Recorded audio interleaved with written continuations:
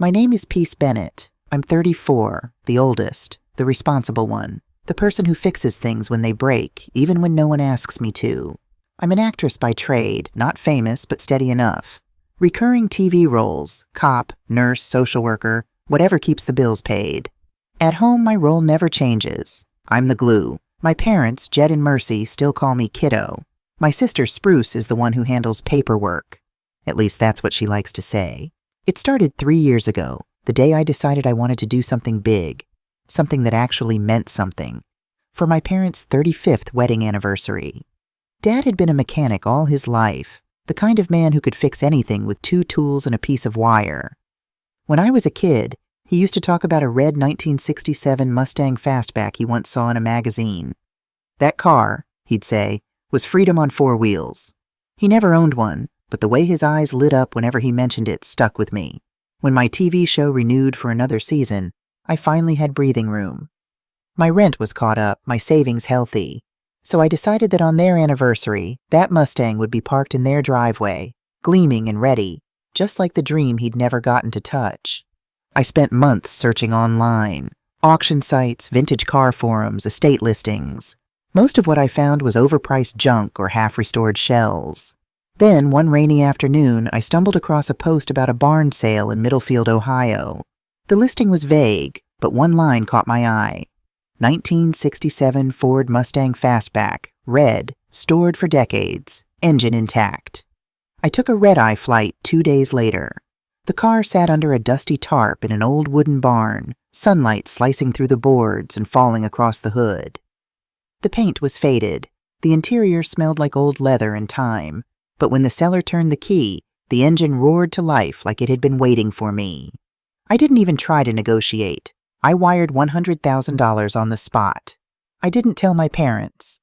I wanted it to be perfect, a reveal they'd remember for the rest of their lives. I hired a restoration shop to bring the car back to life. New tires, brakes, a tune-up, fresh paint. Nothing too modern, just enough to make it road-ready and reliable. Every week I'd get updates and photos. The red deepened, the chrome shone brighter, the dream was becoming real. Then, during a family dinner about a year later, Spruce overheard me talking to Mom about a surprise project. Her eyes lit up.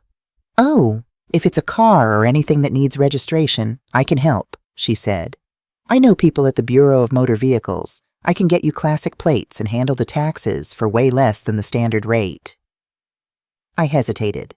Spruce always had a way of inserting herself into things, especially if there was paperwork or business involved. But she rattled off a checklist from memory, registration forms, emissions waivers, insurance classes. She even had a template ready to go on her laptop. Dad nodded approvingly, proud of his smartest daughter. She printed a 1-page document called a limited authorization. She said it just allowed her to file paperwork on my behalf since I was constantly flying for work. Dad signed it for convenience. I didn't think much of it. After all, it was family. The next few months went smoothly. The car came out of restoration better than I'd hoped. I kept photos saved in a secret folder, counting the days until the anniversary. The car was stored safely at a friend's garage in town, and I sent payments for insurance and registration through Spruce's connections. Everything seemed fine, until small red flags started appearing. The first was an insurance bill that arrived at my parents' house, addressed to lien holder with a business name I didn't recognize. Mom called to ask if I'd switched providers. I texted Spruce and she responded immediately. "Glitch, I'll fix it." Then came another letter, thicker this time, from a credit union I'd never heard of. It mentioned the car's VIN and something about secured collateral. I called Spruce again and she brushed it off, saying she'd handled some back-end logistics to reduce costs before transferring the title to Dad. It didn't sit right with me, but I had scripts to memorize, flights to catch, and I told myself not to overthink it. Family doesn't cheat family, right? The months rolled on. Mom planned a backyard barbecue for the big day. String lights, a cake, the works. I imagined Dad's face when I'd roll the car into the driveway and hand him the keys. That image alone got me through exhausting filming days. But beneath that dream, something small and sharp began to twist in my gut. The paperwork didn't feel clean. The payments looked off. Every time I brought it up, Spruce smiled too easily, spoke too fast, and promised it was just bureaucracy. By then, I'd already spent everything: money, energy, trust. I had no idea that the gift meant to celebrate our family would soon be the thing to tear it apart. 6 months before the anniversary, the cracks started to show. What began as faint suspicions turned into paperwork that whispered betrayal. It started with a letter from the Burton Credit Union, thick stock paper with embossed lettering, official enough to raise anyone's pulse. Mom thought it was junk mail and almost tossed it in the recycling, but when she saw the words vehicle title and account statement, she left it on the counter for me. I opened it over breakfast, expecting some clerical notice. Instead, I saw my father's dream car listed as secured collateral on a $50,000 loan. Borrower, Spruce Financial Consulting, LLC. My stomach flipped. The VIN number matched exactly the one etched into the Mustang's dashboard. I called Spruce immediately. She answered like nothing was wrong, tone smooth as ever. "Oh, that's just a processing hiccup," she said. "The credit union used my firm as a temporary holder to speed up title transfer. It's all legal. I'll fix it." Her calmness almost convinced me. Almost. But later that night, when I logged into my bank app, I saw the insurance premiums were pulling from a different routing number, one I didn't recognize. She'd changed the linked payment account. My account. When I confronted her about it, she laughed it off, saying, "I just consolidated billing. Trust me, it's easier this way." I wanted to believe her. I really did. My sister had always been the family's organized one. She handled tax prep for my parents, managed their investments, kept the house's utility bills running like clockwork. If anyone understood financial systems, it was her. But this time, something smelled off. 9 months before the party, my brother Dylan fished an email out of his spam folder. Subject line, title loan update, Mustang VIN ending 4312. He sent it to me with a short note. "You know about this?" I didn't. Attached was a scanned statement from Burton Credit Union. It showed a loan balance of $49,731 and counting, with Spruce's firm listed as the borrower. My name? Absent. Dad's name?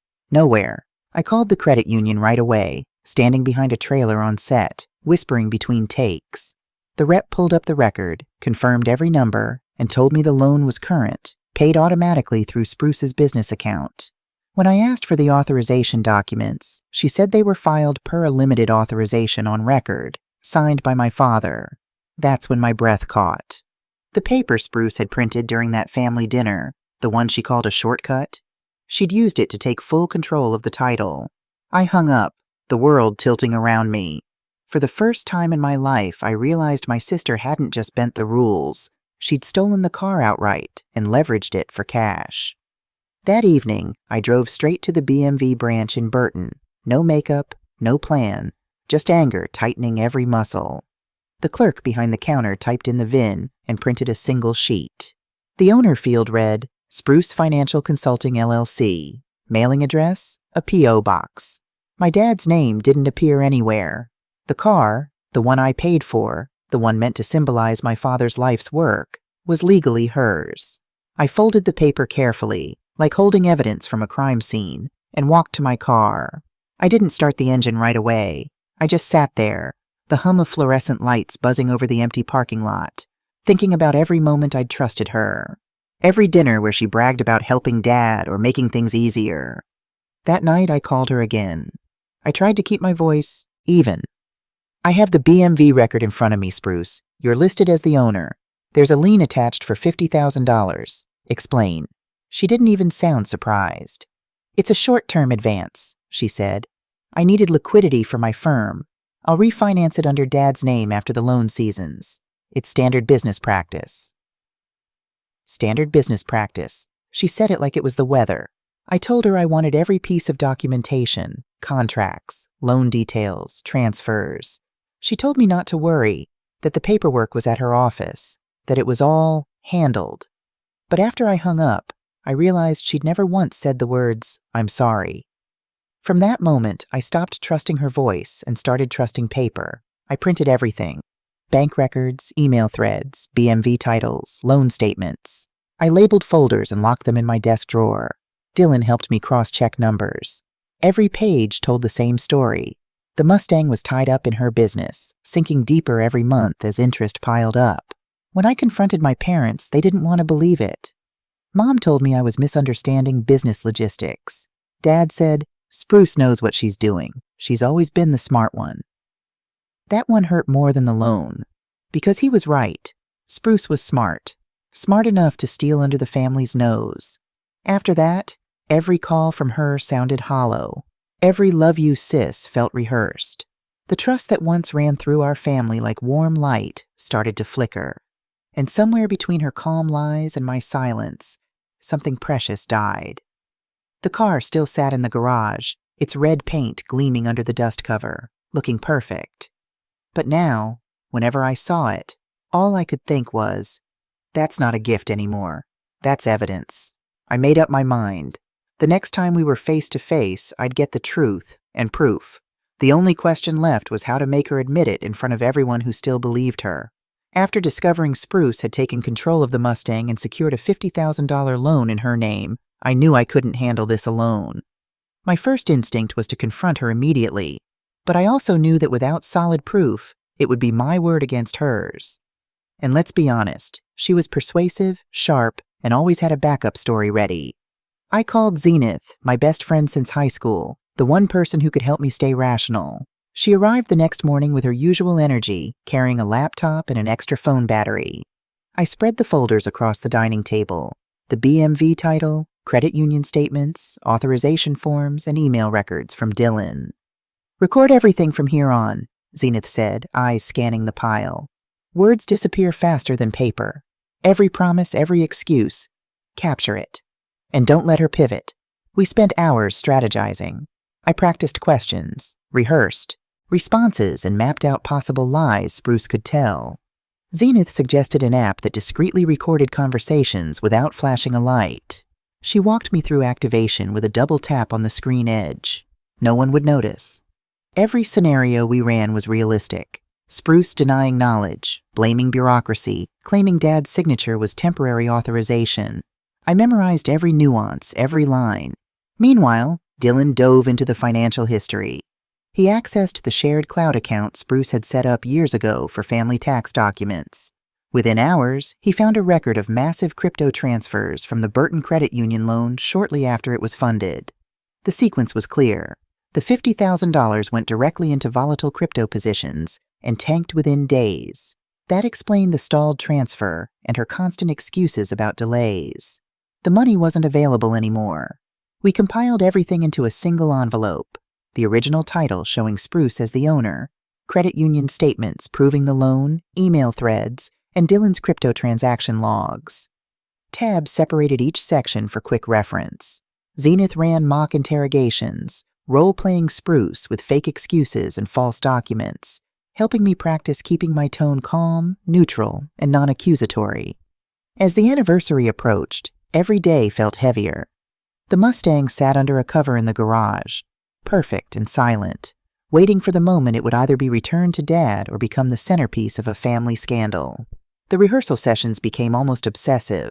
I had scripts, yes, but Zenith reminded me that timing and delivery were just as important as evidence.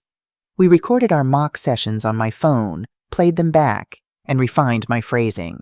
Each response needed to feel casual, like I was discussing the weather, not confronting a criminal. One night, as I reviewed the documents again, Dylan came down with fresh findings.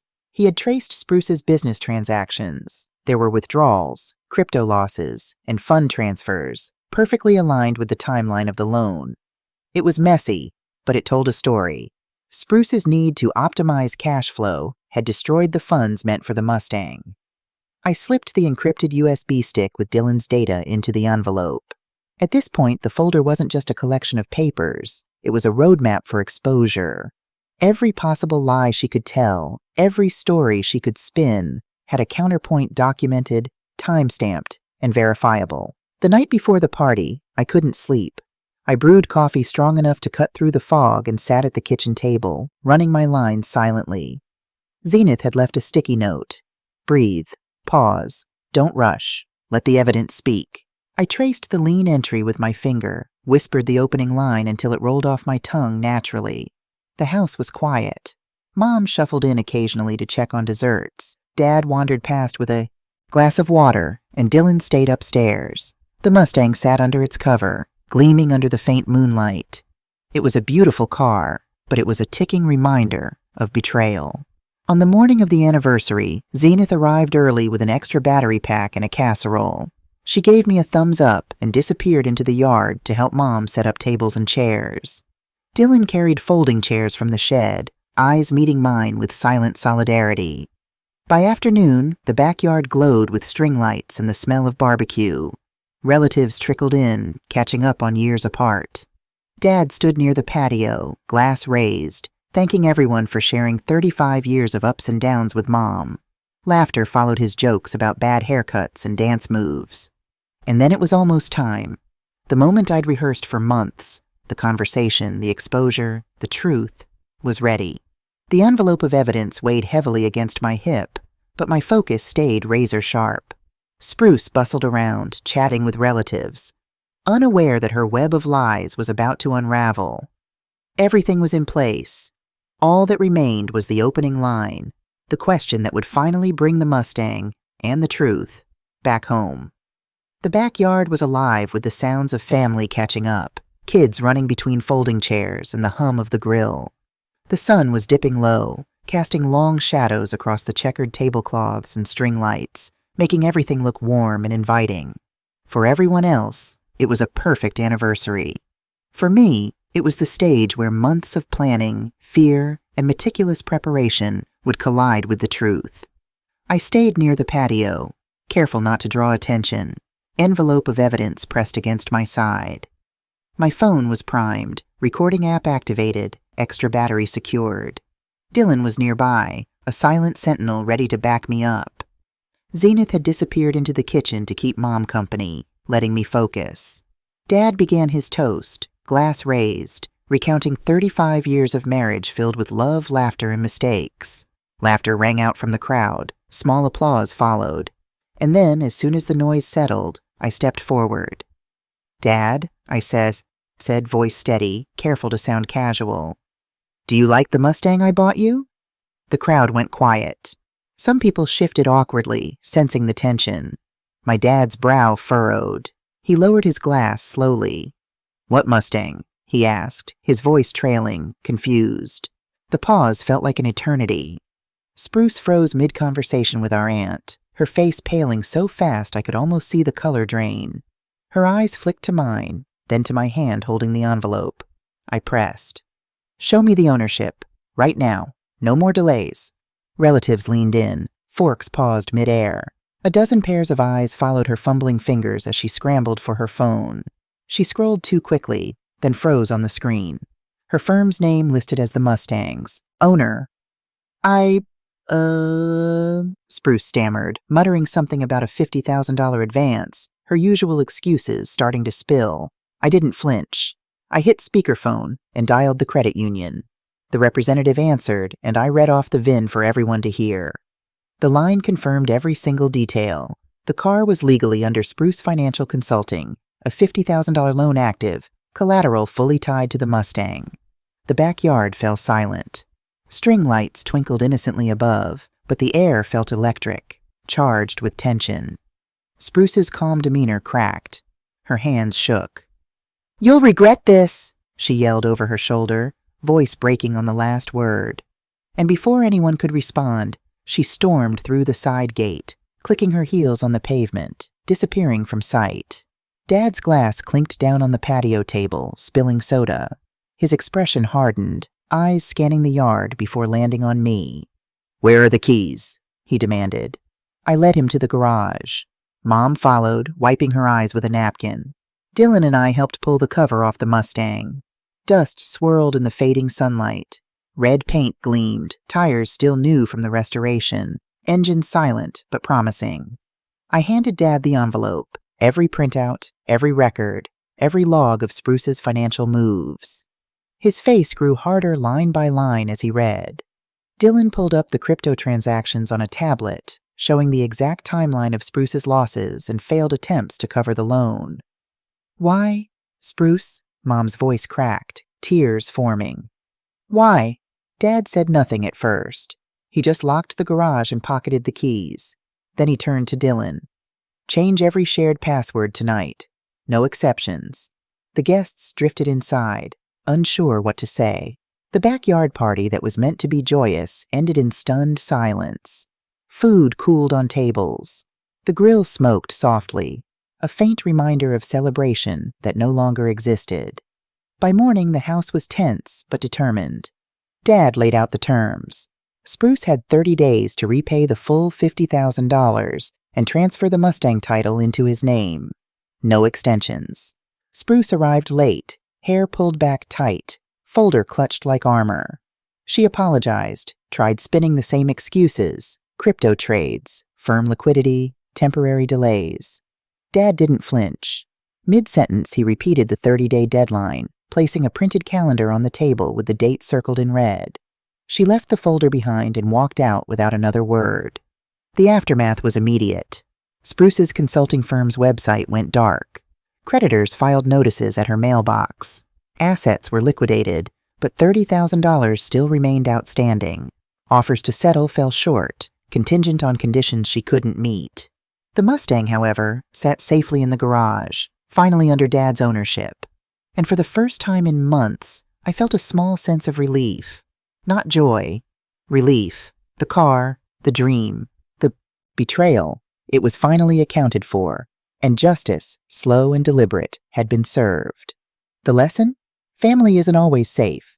Sometimes the people closest to you are the ones capable of the deepest betrayal. But with evidence, patience, and a little help from friends and siblings who actually have your back, even the cleverest lies crumble.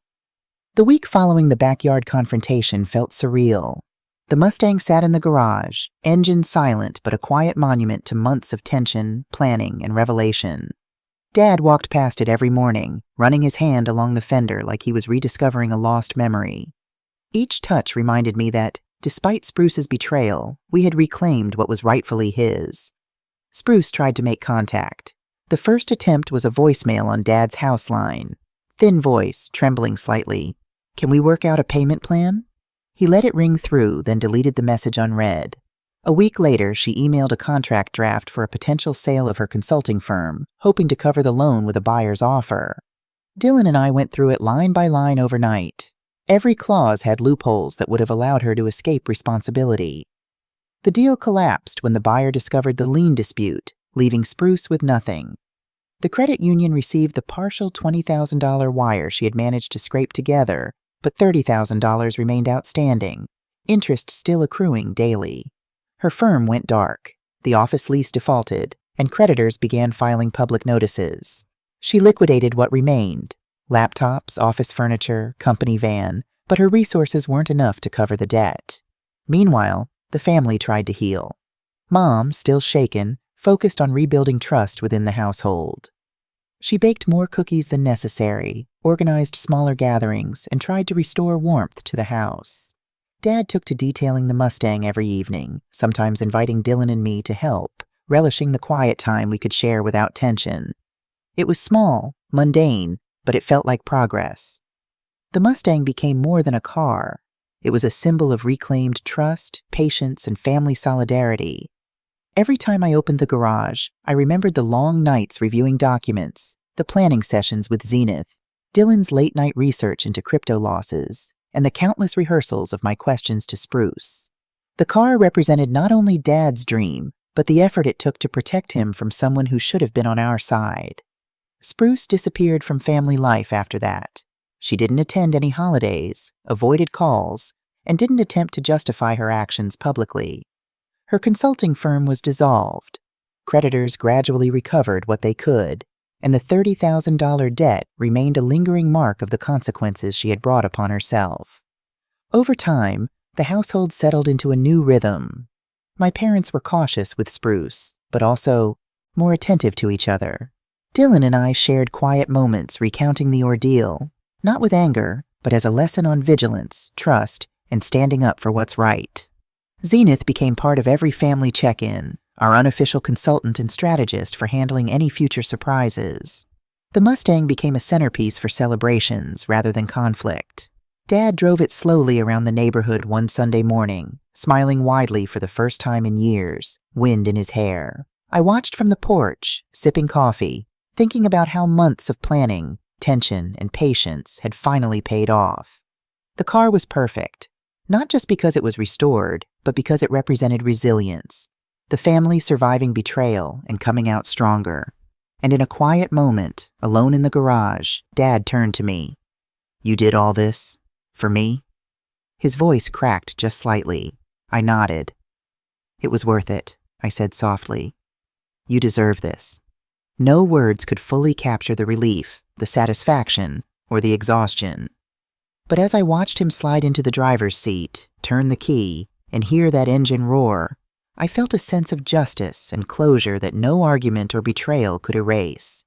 Spruce's lesson remained a silent warning.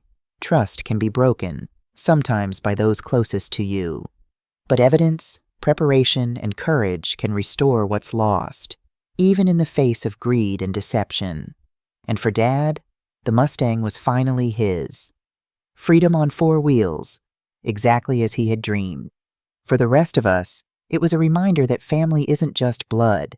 It's the people willing to stand up, dig for the truth, and protect what matters. And sometimes, it takes an entire team to make things right. The anniversary ended not with a celebration, but with clarity, justice, and a renewed sense of trust.